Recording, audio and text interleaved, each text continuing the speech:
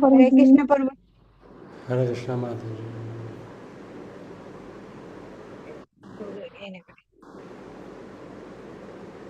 ಟ್ಯೂಬ್ಲ ಹಿಡ್ಬಿಟ್ಟು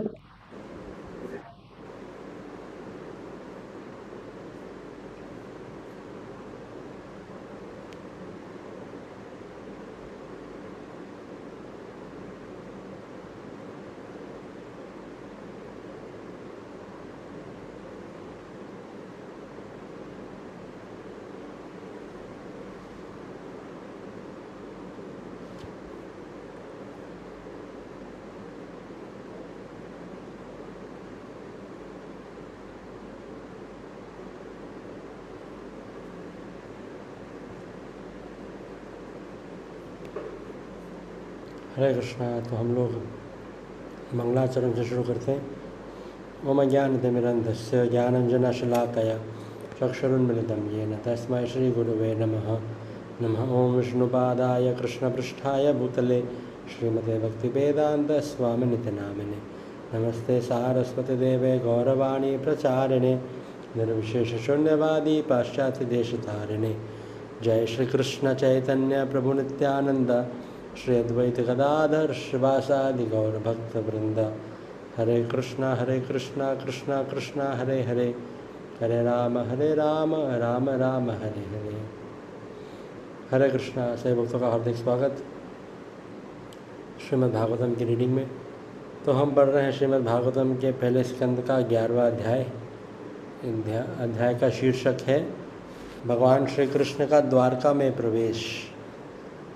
तो हमने कल 9वें अध्याय तक 9वें श्लोक तक हमने पढ़ा था। तो शुरू में हमने पढ़ा कैसे भगवान श्री कृष्ण द्वारका में प्रवेश करने से पहले जस्ट जैसे द्वारका में एंटर करने वाले होते हैं उससे पहले भगवान श्री कृष्ण अपना शंख बजाते हैं और ये शंख की आवाज़ सुन के सभी द्वारकावासी भगवान की का दर्शन करने के लिए भागे हुए आते हैं और वे अपने साथ कुछ गिफ्ट्स भी लेके आते हैं, उपहार भी लेके आते हैं। और फिर उसके बाद द्वारकावासी जब भगवान का दर्शन करते हैं तो वे भगवान से प्रार्थना करने लगते हैं। तो छठे श्लोक से ये प्रार्थना स्टार्ट हो रही है। तो पहले 2 श्लोक में हमने पढ़ा, छठे और 7वें श्लोक में सभी द्वारकावासी भगवान का गुणगान कर रहे हैं। क्या कह रहे हैं कि भगवान तो सभी देवी देवताओं द्वारा पूजे जाते हैं और भगवान उन लोगों के आश्रय हैं जो जीवन में सर्वोच्च सुख या सर्वोत्तम चीज़ प्राप्त करना चाहते हैं। भगवान ऐसे लोगों के आश्रय हैं। और फिर कह रहे हैं भगवान ही इस जगत की सृष्टि करते हैं और हम सब के माता पिता गुरु सभी कुछ भगवान हैं। फिर 8वें और 9वें श्लोक में हमने पढ़ा कि कैसे द्वारकावासी 8वें श्लोक में कह रहे हैं कि भगवान आपका बहुत बहुत धन्यवाद कि आप प्रकट हुए हमारे सामने और आपका दर्शन तो देवताओं के लिए भी दुर्लभ होता है पर आपने हमें दर्शन दिया, आपका बहुत बहुत धन्यवाद। मतलब भगवान से कृपा की याचना कर रहे हैं एक प्रकार से भगवान को धन्यवाद देते हुए कि भगवान उनके सामने प्रकट हुए। और 9वें श्लोक में कह रहे हैं कि जब आप नहीं थे यहाँ पे, द्वारकावासी भगवान को कह रहे हैं कि जब आप नहीं थे यहाँ पे तो हमें बहुत दुख का अनुभव होता था। ऐसे भगवान की अनुपस्थिति में उनको एक एक क्षण कई सालों के बराबर लगता था। तो द्वारकावासी अपनी मनोदशा व्यक्त कर रहे हैं। और 10वां श्लोक जो हमें आज से पढ़ना शुरू करना है वो आखिरी श्लोक है द्वारकावासियों की प्रार्थनाओं का। ठीक है, तो हम पढ़ते हैं। हम पढ़ रहे हैं श्रीमद् भागवतम के पहले स्कंद के 11वें अध्याय का 10वां श्लोक। कोई भक्त अगर पढ़ना चाहेंगे तो।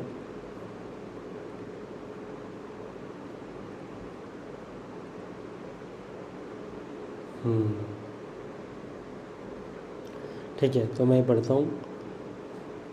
कथम वयं नाथ चिरोषिते त्वयि प्रसन्न दृष्ट्याखिलतापशोषणं जीवेम ते सुन्दरहासशोभितमपश्यमान वदनं मनोहरम् इति चोदीरिता वाचः प्रजा इति चोदितीरः वाचः प्रजानां भक्तवत्सलः शृण्वानोऽनुग्रहं दृष्ट्या वित्तन्वन् प्राविशत्पुरम्। तो 10वें श्लोक का अनुवाद। हे स्वामी, यदि आप सारे समय बाहर रहते हैं तो हम आपके उस मनोहर मुखमंडल को नहीं देख पाते जिसकी मुस्कान हमारे सारे कष्टों को दूर कर देती है। भला हम आपके बिना कैसे रह सकते हैं। और फिर आगे, उनकी वाणी सुनकर प्रजा तथा भक्तों पर अत्यंत दयालु भगवान ने द्वारकापुरी में प्रवेश किया। उन सबों पर अपनी दिव्य दृष्टि डालते हुए उनका अभिनंदन स्वीकार किया। तो 2 पार्ट है श्लोक के। पहले पार्ट में द्वारकावासी फिर से भगवान से कह रहे हैं क्या कि भगवान, जब आप सारे समय बाहर रहते हैं या जब आप बाहर रहते हैं तो हम आपके सुंदर मुख का दर्शन नहीं कर पाते, और ऐसे हम आपकी सिर्फ मुख का दर्शन करने से हमारे सारे कष्ट दूर हो जाते हैं।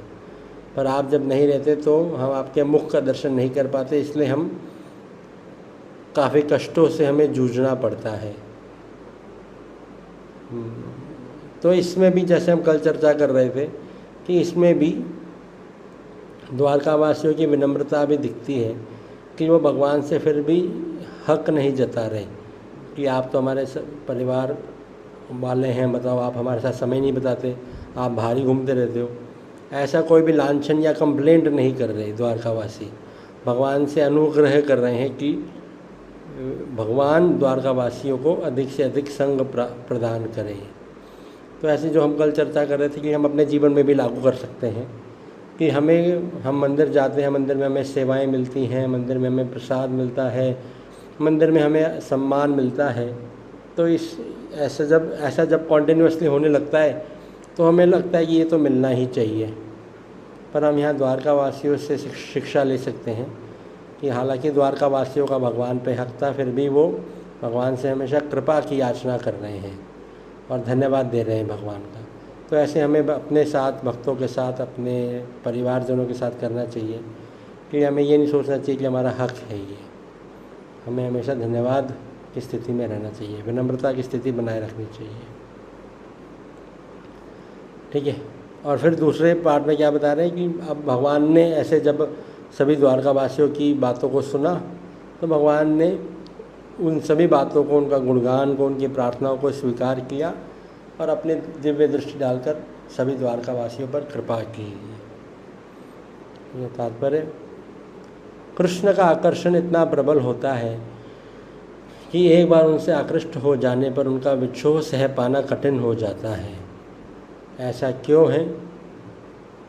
क्योंकि हम उनसे इसी तरह शाश्वत रूप से संबंधित हैं जिस प्रकार सूर्य की किरणें सूर्यमंडल से संबंधित होती हैं।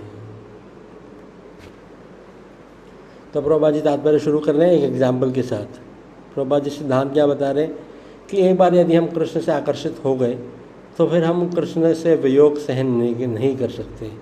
क्यों? क्या एग्जाम्पल, सूर्य का एग्जाम्पल कि सूर्य की किरणें कभी भी सूर्य मंडल से अलग नहीं होती, या सूर्य जो ग्रह है उससे अलग नहीं होती।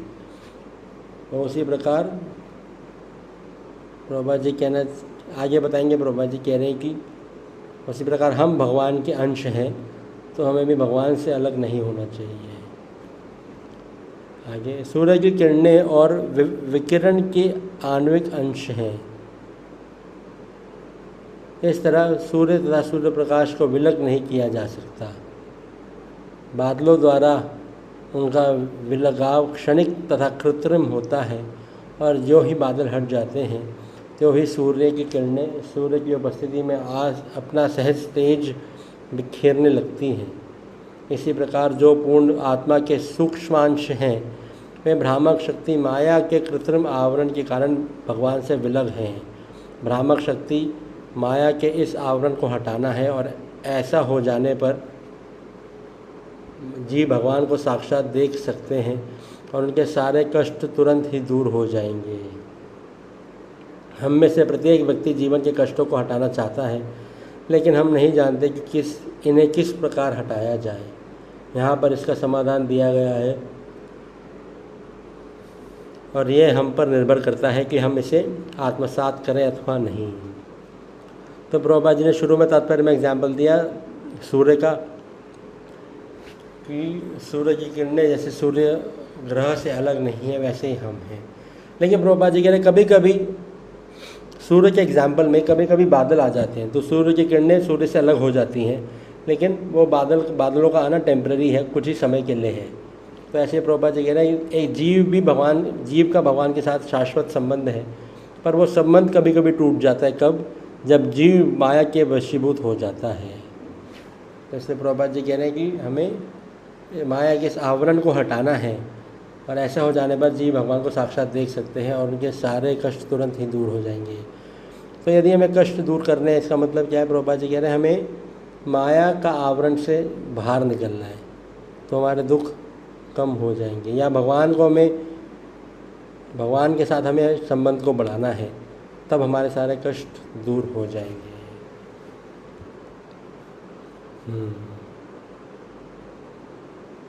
ठीक है।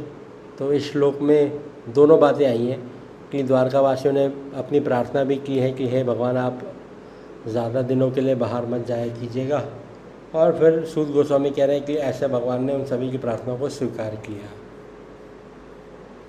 ठीक है। अब 11वां श्लोक, मधुभोज शारहार कुकुरांधक वृष्णिभिः आत्मतुल्या बलैर्गुप्ताम नागेर भोगवतीमिव। जिस प्रकार नागलोक की राजधानी भोगवती नागों के द्वारा रक्षित है, उसी तरह द्वारका की रक्षा कृष्ण के समान बलवान वृष्णि के वंशजों भोज, मधु, दशहर, अंकर, कुकुर, अंधक इत्यादि द्वारका द्वारा की जाती थी। तात्पर्य, नागलोक पृथ्वी लोक के नीचे स्थित है और ऐसा समझा जाता है कि यहाँ सूर्य की किरणें नहीं पहुँच पाती, लेकिन उस लोक का अंधकार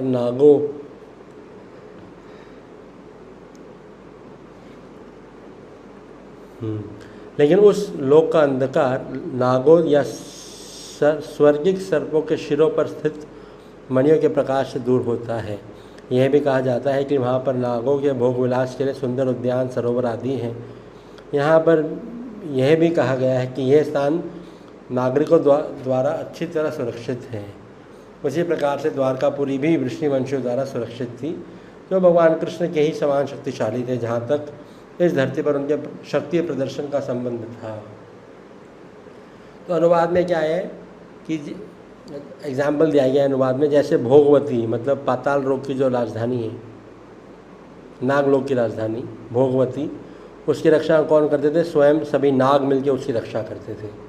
तो प्रभुपाद जी तात्पर्य में बता रहे हैं कि ये एग्जाम्पल द्वारका के लिए दिया गया है कि जैसे भोगवती की रक्षा, राजधानी की रक्षा सभी नाग मिलकर करते थे, वैसे द्वारका की रक्षा सभी वृष्णि के वंशज करते थे। तो जैसे नागलोक में सभी नाग रहते हैं, तो वह सभी नाग मिलके अपनी राजधानी की रक्षा करते थे। तो उसी प्रकार सूत गोस्वामी कह रहे हैं कि सभी वृष्णि के वंशज मिलके द्वारकापुरी की रक्षा करते थे, और यही चीज़ प्रभुपाद जी तात्पर्य में भी समझा रहे हैं। 12वां श्लोक, सर्वर्तु सर्व विभव पुण्य वृक्षलताश्रमः उद्यानोपवनारामेर वृतपद्या पद्माकरश्रियम। द्वारका समस्त ऋतुओं से के ऐश्वर्य से पूर्ण थी। उसमें सर्वत्र आश्रम, उद्यान, पुष्पोद्यान, पार्क तथा कमल से परिपूर्ण जलाशय थे। तो अब यहाँ से मतलब 12वें श्लोक से द्वारका नगरी का डिस्क्रिप्शन शुरू होगा कि द्वारका नगरी और द्वारका वासी कितने सजे हुए थे भगवान के आने के कारण। तो हमने जैसे बिल्कुल पिछले अध्याय की लाइंस पे ही, जैसे पिछले अध्याय में 10वें अध्याय में हमने पढ़ा, जब भगवान हस्तिनापुर से जा रहे थे, तो 10वें अध्याय में शुरू में वर्णन आता है कि युधिष्ठिर महाराज के राज्य के बारे में, कि युधिष्ठिर महाराज के राज्य में हस्तिनापुर कितनी महान या कि हस्तिनापुर के वासी और हस्तिनापुर की क्या दशा थी, वैसे ही इस 11वें अध्याय में अभी 12वें श्लोक से वर्णन आएगा कि द्वारका वासियों और द्वारका की क्या दशा थी जब भगवान आ रहे हैं। और फिर ऐसे ही 10वें अध्याय में सभी स्त्रियों ने मिलकर प्रार्थना की थी और इस अध्याय में द्वारकावासी प्रार्थना कर रहे हैं।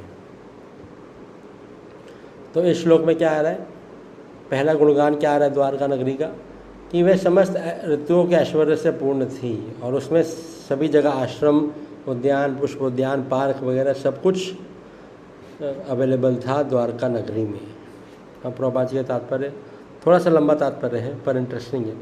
प्रभुपाद जी एक्चुअली वैदिक समय को मॉडर्न टाइम से कंपेयर कर रहे हैं और बता रहे हैं कि आजकल मॉडर्न साइंस में या मॉडर्न तरीके से जीने में क्या कमी है।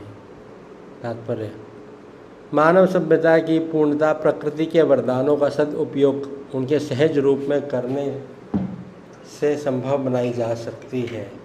जैसा कि द्वारका के ऐश्वर्य के वर्णन से प्रकट है, उसके चारों ओर पुष्पोद्यान तथा फलों के बगीचे थे और जलाशय थे जो कमलों से परिपूर्ण थे।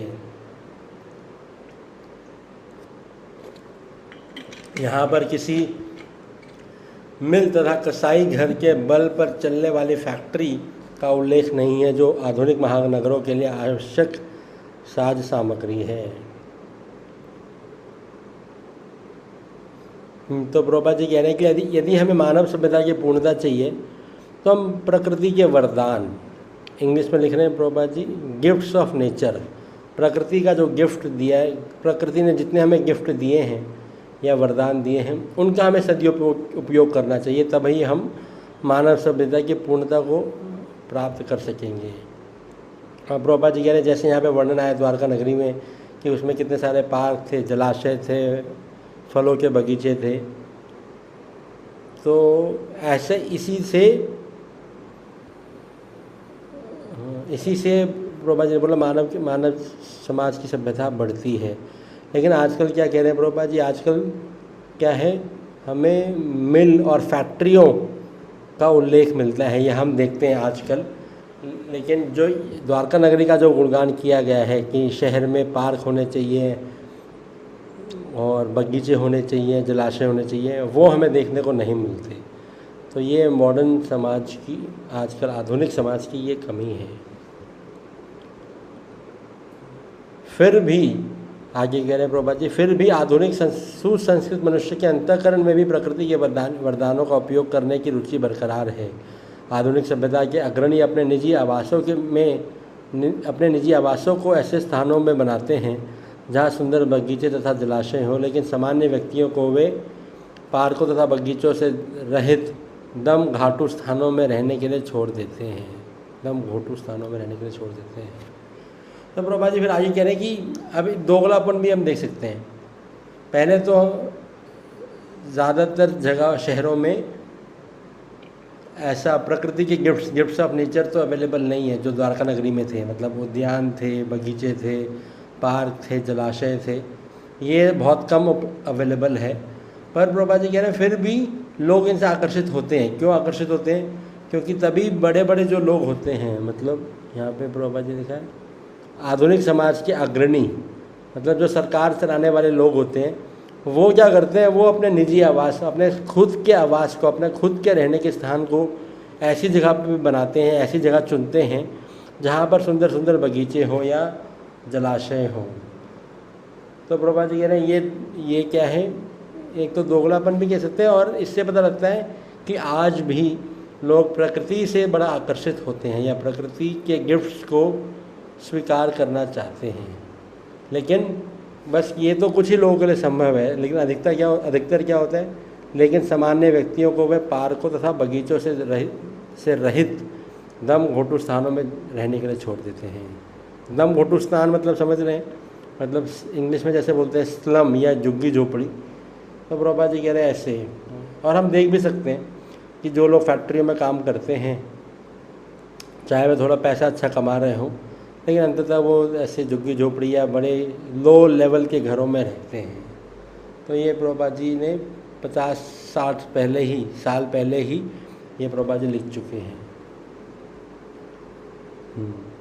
आगे कंटिन्यू करते हैं तात्पर्य। लेकिन यहाँ पर हमें द्वारकापुरी का सर्वथा भिन्न वर्णन प्राप्त होता है। ऐसा लगता है कि सारा धाम ऐसे उद्यानों तथा पार्कों एवं कमलों के परिपूर्ण जलाशय द्वारा घिरा हुआ था। ऐसा लगता है कि सारे लोग प्रकृति द्वारा प्रदत्त फूलों तथा फलों पर निर्भर थे और वहाँ ऐसे उद्योग नहीं थे जो गंदी बस्ती तथा झुग्गी झोपड़ियाँ बढ़ावा देते हैं।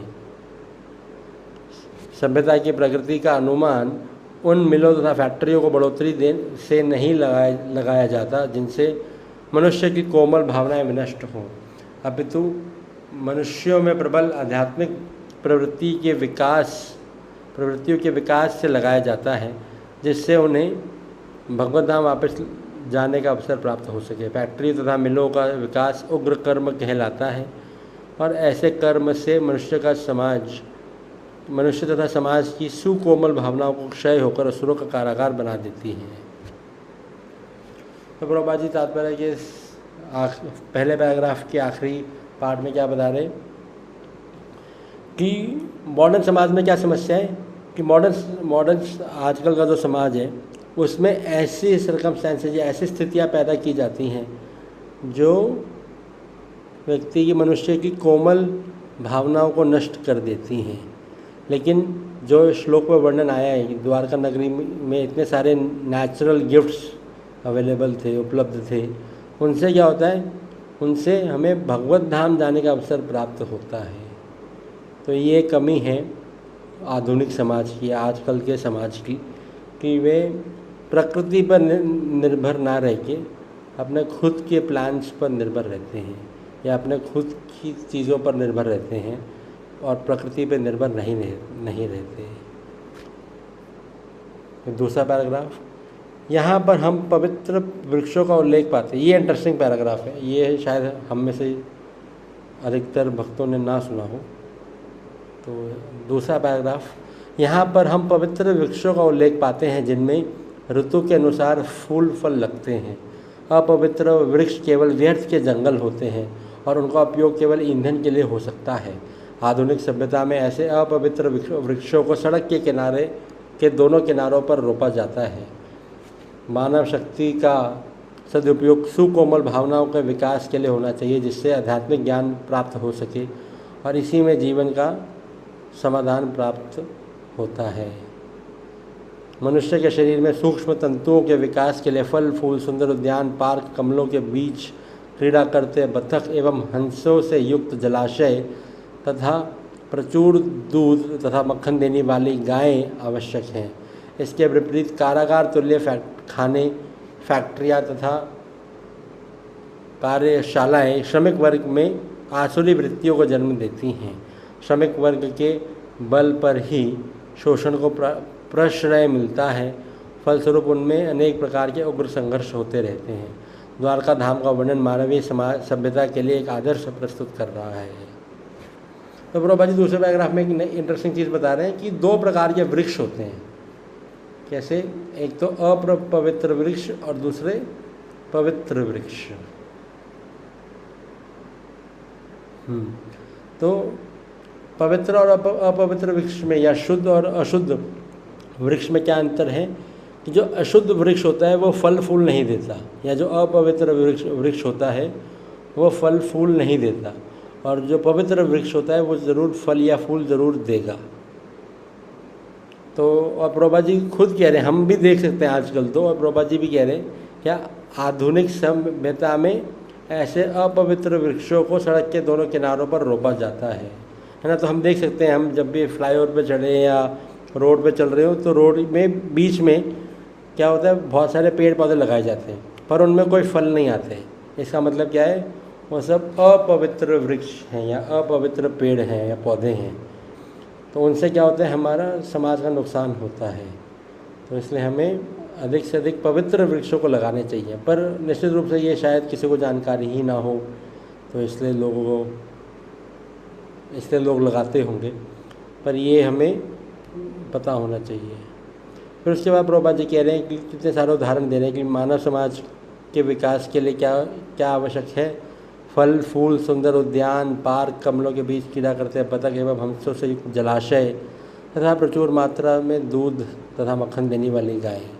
ये हमें अगर अपने आध्यात्मिक शक्ति या जैसे प्रभुपाद जी कह रहे सूक्ष्म तंतु का मतलब है, इंग्लिश में ट्रांसलेशन है फाइनर टिश्यूज़, मतलब जब ये सूक्ष्म तंतु का विकास होता है तभी हमारी बुद्धि का विकास होता है, जिससे हम भगवान के बारे में और अधिक सोच सकते हैं या भगवान के बारे में और अधिक जिज्ञासा कर सकते हैं। तो सूक्ष्म तंतुओं के विकास के लिए ये सब प्रकृति के गिफ्ट्स हमारे लिए बहुत ज़रूरी हैं। पर प्रभुपाद जी कह रहे आजकल ऐसा नहीं होता। फैक्ट्रियों और इंडस्ट्रियों में क्या ऐसे हमें प्रकृति की चीज़ें तो मिलती नहीं हैं, और उस वजह से हमारे सूक्ष्म तंतुओं का विकास नहीं हो पाता है। ठीक है, 13वां श्लोक। गोपुरद्वार मार्गेषु कृतकौतुकतोरणाम चित्रध्वज पताकाग्रैरन्तः प्रतिहता तपाम। भगवान के स्वागतार्थ नगर का द्वार, घरों के दरवाजे तथा सड़कों के किनारे झंडियों से सजे बंधनवार बहुत ही सुंदर ढंग से केले के वृक्षों तथा आम की पत्तियों जैसे मांगलिक प्रतीकों से सजाए गए थे। झंडियाँ, फूल मालाएँ तथा चित्रित संकेत एवं लिखे गए शुभ वाक्य धूप को अवरुद्ध कर रहे थे। तो पिछले श्लोक में 12वें श्लोक में वर्णन आया कि द्वारका नगरी में क्या क्या चीज़ें उपस्थित थी इन जनरल, कि वहाँ पे सभी ऋतुओं का ऐश्वर्य था और वहाँ पे अनेक आश्रम, उद्यान, बगीचे, पार्क वगैरह सब थे, जलाशय थे। अब इस 13वें श्लोक में स्पेसिफिकली भगवान श्री कृष्ण के आने के लिए की खुशी में, भगवान कृष्ण के आने की खुशी में लोगों ने क्या क्या डेकोरेशन की थी या नगर को पूरे कैसे सजाया गया था, वो उसका वर्णन आएगा ये 13वें श्लोक से। तो यहाँ बता रहे हैं कि लोगों ने क्या किया था, घरों के दरवाजे तथा सड़कों के किनारे झंडियों से सजाए गए थे और उनके पास फिर केले के वृक्ष या केले के पत्ते और आम के पत्ते रखे गए थे। तात्पर्य, विशेष उत्सवों की सजावट के लिए प्रतीक भी प्राकृतिक के उपहारों से केले के वृक्षों, आम की वृक्षों, फूल तथा फलों से लिए गए थे। आज भी आम वृक्ष, नारियल तथा कदली वृक्षों को मांगलिक प्रतीक माना जाता है। ऊपर जिन झंडियों का उल्लेख हुआ है उन सभी में भगवान के इन दो महान सेवक गरुड़ अथवा हनुमान के चित्र अंकित थे। अब भी ऐसे चित्र तथा अलंकरण भक्तों द्वारा पूजित हैं और भगवान की तुष्टि के लिए सेवक को अधिक सम्मान प्रदान किया जाता है। तो प्रभुपाद जी कह रहे हैं कि हम इस श्लोक से 13वें श्लोक में जो वर्णन आया कि भगवान के स्वागत के लिए लोगों ने अपने घरों को सजाया और सड़कों को सजाया, वो भी लोगों ने प्रकृति की चीज़ों से सजाया, मतलब आम के वृक्ष के पत्तियों से, केले के वृक्ष के पत्तियों से। तो इन सब नेचुरल चीज़ों से लोगों ने अपने घरों को और सड़कों को सजाया। और प्रभुपाद जी एक इंटरेस्टिंग चीज़ कह रहे हैं कि हाँ, जो झंडे लगाए गए थे उनमें या तो गरुड़ देव जी की फ़ोटो थी या हनुमान जी की फ़ोटो थी। और प्रभुपाद जी कह रहे हैं कभी कभी ऐसा भी होता है कि भगवान के भक्तों को ज़्यादा पूजा जाता है भगवान की तुलना में। ठीक है, आखिरी श्लोक पढ़ते हैं हम आज का, ये 14वां श्लोक, छोटा सा तात्पर्य है। सम्मार्जित महामार्गर अध्यापन कचत्वराम सिक्ताम गंधजलय रूपताम फलपुष्पाक्षतांकुरेः। पथ, मार्गों, बाजारों तथा चौकों को भली भांति झाड़ बुहार कर उन पर सुगंधित जल छिड़का गया था और भगवान का स्वागत करने के लिए सर्वत्र फल, फूल तथा अक्षत अंकुर बिखेरे गए थे। तात्पर्य, द्वारका धाम के राजमार्गों, एक काम करते हैं, हम टाइम हो गया तो हम तात्पर्य कल पढ़ेंगे।